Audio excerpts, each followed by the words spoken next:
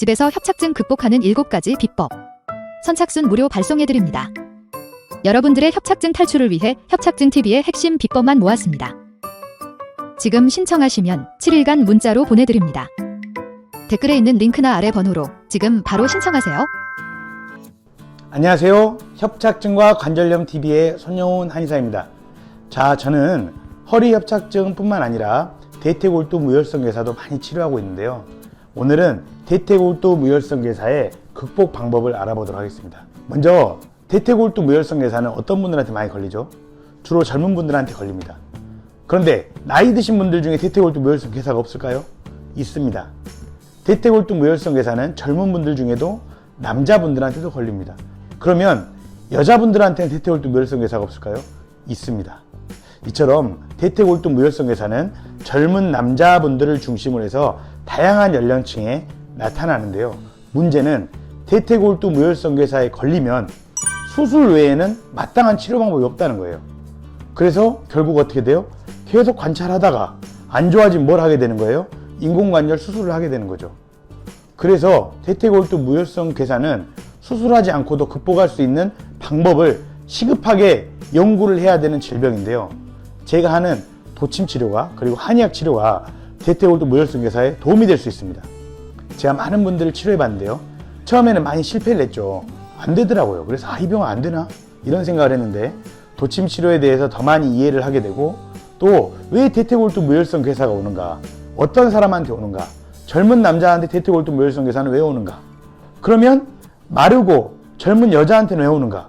나이 드신 분한테는 왜 대퇴골두 무혈성 괴사가 오는가? 각자 오는 원인이 한의학적으로 다른 거예요. 그런 것들에 대해서 이해를 하게 되니까 대퇴골두 무혈성 괴사가 조금씩 극복되기 시작하더라고요. 자, 오늘은 너무나 많은 사람들이 고통받고 있고 걸리면 수술 외에는 마땅한 방법이 없어서 좌절하고 있는 대퇴골두 무혈성 괴사 극복 방법 알아보겠습니다. 자, 대퇴골두 무혈성 괴사, 이 이름 안에 병의 모든 것이 있습니다. 대퇴골로 무혈, 피가 안 가면서 어때요? 피가 안 가면 괴사돼요. 피는 우리 몸에 영양을 공급하는 거예요. 뼈에 피가 안 오면 괴사가 됩니다.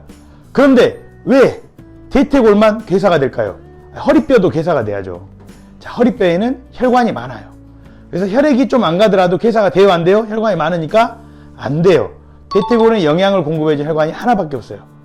그래서 어때요? 혈액순환이 저하되면 어디 뼈가 괴사가 돼요? 대퇴골이 괴사되게 됐어요. 자, 그러면 대퇴골에만 피가 안 가는 게 아니라 우리 몸에서 뭐가 발생했다? 혈액순환이 떨어졌다. 그러니까 혈관이 하나밖에 없는 대퇴골이 타격을 받는 거다. 여기 이해하시면 됩니다. 자, 그러면 대퇴골에 대한 치료도 중요하지만 그 다음으로 뭐가 중요하겠어요? 떨어진 혈액순환을 높이는 치료가 너무나 중요합니다. 자, 제가 뒤에서 다시 한번 설명해 드릴게요. 자, 어쨌든 고관절이 혈액순환 안 되면서 뼈가 괴사가 되더라. 자, 그런데 고관절에 피가 안 가요. 고관절에 피가 안 가면 뼈만 괴사되겠어요? 주변에 있는 근육하고 인대도 거기는 피가 잘 가고 뼈만 안 가겠어요? 아닙니다. 고관절에 피가 안 간단 말은 고관절뿐만 아니라 몸 전체적으로 안 가는데 특히 고관절이 안 갈 때는 고관절의 뼈는 괴사되고 주변에 있는 근육하고 인대에도 피가 안 오니까 근육하고 인대는 어떻게 돼요? 괴사가 아니라 유착이 돼요. 유착. 그래서 뼈는 괴사되고 근육하고 인대는 딱딱하게 굳어버리는 유착이 발생해요. 자, 그런데 대퇴골두 무혈성 괴사인 사람들이 모두 통증이 있나요? 길거리에 지나다니는 사람을 사진을 찍어 MRI를 찍어요. 그러면 대퇴골두 무혈성 괴사 있을까요, 없을까요? 제 생각에는 많이 있을 겁니다, 꽤. 근데 대부분은 통증을 모르고 살아요. 자, 뼈는 괴사된다고 그래서 통증을 바로 느낀다, 못 느낀다? 잘 못 느낀다. 그런데 왜 대퇴골두 무혈성 괴사에서 통증을 느끼냐? 방금 제가 말씀드렸던 뼈 외에도 주변에 있는 인대하고 근육이 뭐가 됐다? 딱딱하게 굳어버린 유착이 발생했다 이거예요. 대퇴골두 무혈성 괴사를 정확하게 치료하기 위해서는 뼈의 괴사도 이해를 해야 되고 인대와 근육의 유착도 이해를 해야 됩니다. 자, 통증이 있는 경우는 어떤 경우냐? 뼈 괴사, 길거리 지나는 사람 찍어보면 뼈가 괴사된 사람이 있다니까요. 근데 그 사람은 통증 없이 평생 살아요. 그러다가 죽겠죠. 괴사된지 알아요, 몰라요? 몰라요. 왜? 통증이 없으니까. 자, 뼈가 괴사됐다 해서 모두가 통증이 있는 게 아니에요. 자, 어쩔 때 통증이 있어요.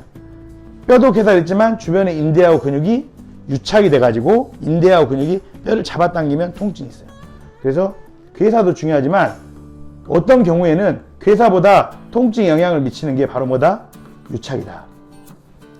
그러면 우리는 대퇴골두 무혈성 괴사를 극복하기 위해서 뭐를 해결해야 되냐? 처음에는 유착을 해결하는 게 필요합니다. 자, 뒤에서 다시 한번 설명해 드리겠습니다. 자, 대퇴골두 무혈성 괴사 통증의 원인, 이걸 보면서 자세히 설명해 드릴게요. 자, 혈액순환이 안 된다 그랬죠? 혈액순환이. 그럼 여기 대퇴골은 어때? 뼈가 괴사가 돼요. 괴사가. 뼈가 괴사된다 그래 다 통증이 있다 그랬어요? 뼈가 괴사된다고 사람 통증을 느끼지 않아요. 근데 뼈만 괴사되냐? 주변에 있는 인대하고 근육이 뼈에 붙어있는데 이것들이 딱딱하게 굳어요. 그럼 움직일 때마다 얘들이 뼈를 잡아당긴단 말이에요. 이럴 때 통증을 일으키는 거예요. 그래서 인대와 근육의 유착이 통증을 일으키더라. 물론 인대와 근육이 유착이 되기 전에 염증이 생길 수 있습니다.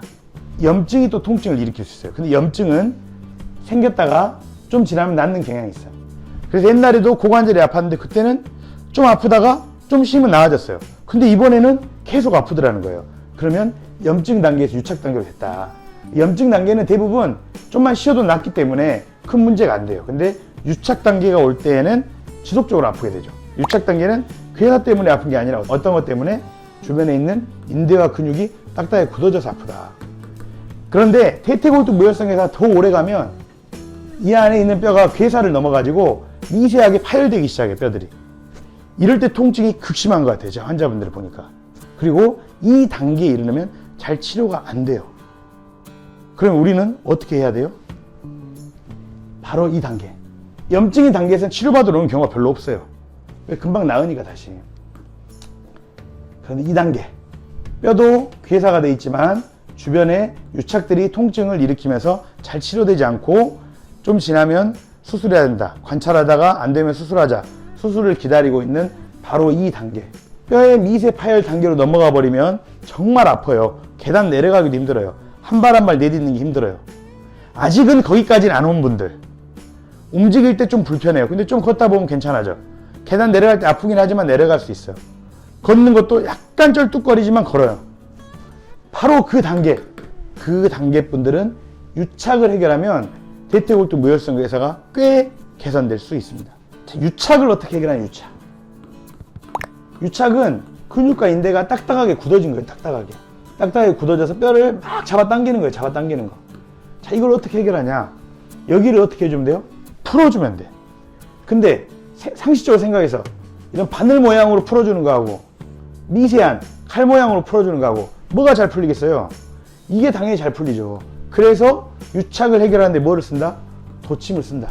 그래서 대퇴골에 있는 유착을 도침으로 해결해주면 아까 염증 단계, 유착 단계, 뼈의 미세 파열 단계, 그 중간에 있는 유착 단계 꽤 많은, 어쩌보면 대부분의 대퇴골두 무혈성 괴사 처해 있는 이 유착 단계 치료에 도침이 도움이 된다. 네.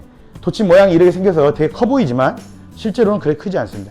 미세한 칼날이에요. 미세한 칼날. 그래서 크게 아프지 않아요. 자, 두 번째는 대퇴골두 무혈성 괴사 처음 설명할 때 우리 몸에서 혈액순환 능력이 떨어지는데 혈관이 가장 부족한 대퇴골에서 먼저 증상이 일어난다 그랬죠. 그래서 대퇴골은 괴사가 돼도 허리뼈는 괴사되지 않는다.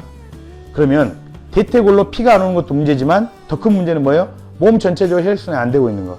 그래서 혈액순환 능력을 개선하기 위한 한약 처방을 써요. 그런데 우리 몸은 세 개로 구성되어 있어요. 여기 보면 이 갈비뼈.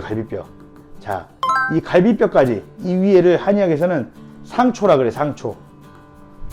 갈비뼈부터 이 배까지 복부 여기를 중초라 그래. 중초. 배꼽 아래부터 이 아래까지를 뭐라 그래요? 하초라 그래. 하초. 자, 대퇴골은 상초, 중초, 하초 중에 어디에 있나요? 하초에 있습니다. 하초에. 그래서 하초로 혈액순환을 잘 시켜줄 수 있는 한약 처방을 해요. 그래서 한의학에서는 하초로 혈액순환을 잘 시키기 위해서는 간의 기능이 좋아야 된다고 그러거든요. 간의 기능이. 예, 간 수치하고 헷갈리시면 안 돼. 간 수치는 정상이어도 기능이 떨어진 분들이 되게 많아요. 예, 간 수치 헷갈리면 안 돼. 간의 기능. 혈액을 다리로 보내주는 간의 기능. 간의 수치가 아니라 간의 기능. 이게 좋아야 돼.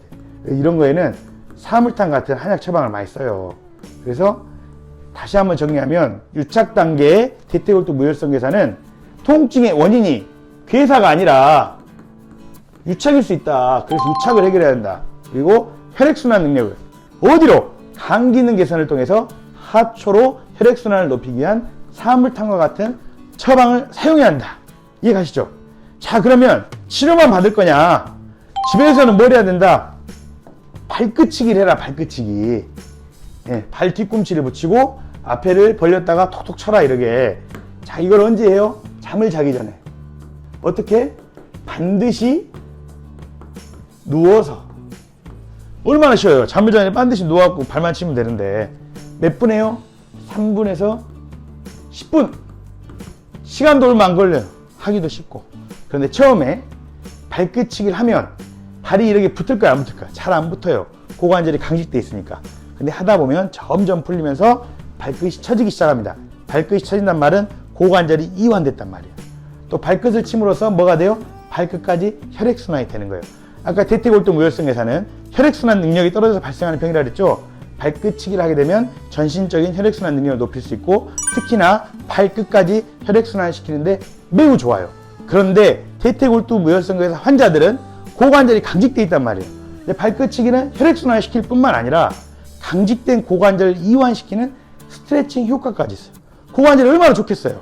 네? 얼마나 좋아요. 그리고 얼마나 쉽습니까? 고관절 환자들은 매일 해야 돼. 수술만 기다릴 게 아니라 매일 발끝치기를 3분에 10분 꼭 하세요. 그리고 앞에서 말씀드렸던 도침치료와 한약치료도 기왕이면 적극적으로 고려하세요. 그냥 기다릴 게 아닙니다. 적극적으로 대퇴골두 무혈성괴사를 극복하셔야 됩니다. 많은 대퇴골두 무혈성괴사 환자분들이 적극적으로 병을 극복하셔서 다시 건강한 삶을 되찾기를 기원드립니다. 오늘 영상은 여기서 마치겠습니다. 감사합니다.